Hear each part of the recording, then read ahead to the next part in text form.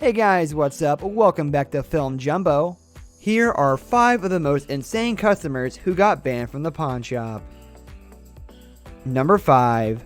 This one time when this customer used Chumley's limited knowledge in the music industry against him when Chumley was the only pawn star in the store. One guy came to the store with a musical instrument Chumley knew nothing about. The musical instrument was only worth the fraction of what he was selling it for. However, Chumley did not know this, and ended up buying the instrument.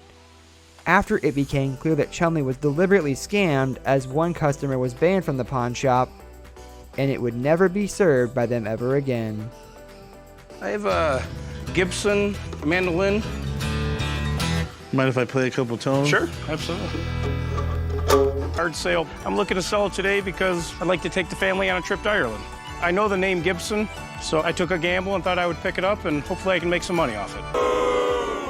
I decided to come to the pawn shop today to sell my vintage Gibson mandolin. I picked it up at a yard. Number 4. Next we have the time Rick was bamboozled by a con artist trying to sell his Austin Healey Sprite that wasn't even functional.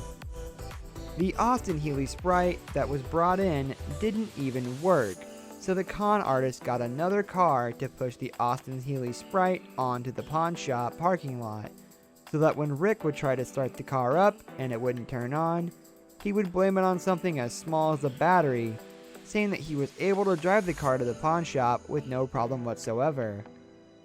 Since there was only 25,000 such cars that were made, this was an exceptionally rare car that was a great collector's item, and the excitement of getting such an item bested Rick.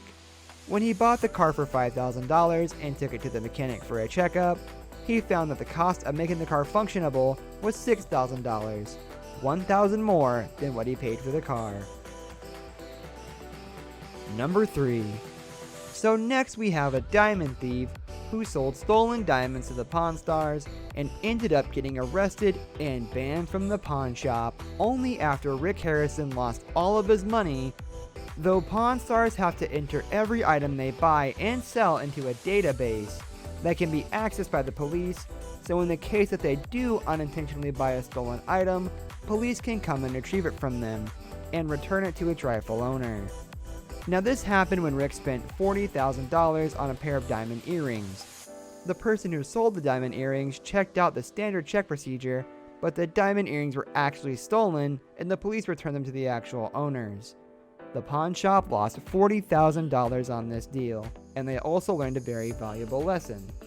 Number 2, up next we have another customer who was banned from the pawn shop. He wasn't banned for trying to scam the Pawn Stars or anything. He simply just couldn't control his temper and came to the pawn shop carrying a Hudson Bay Gorget, which is a piece of armor to protect the throat.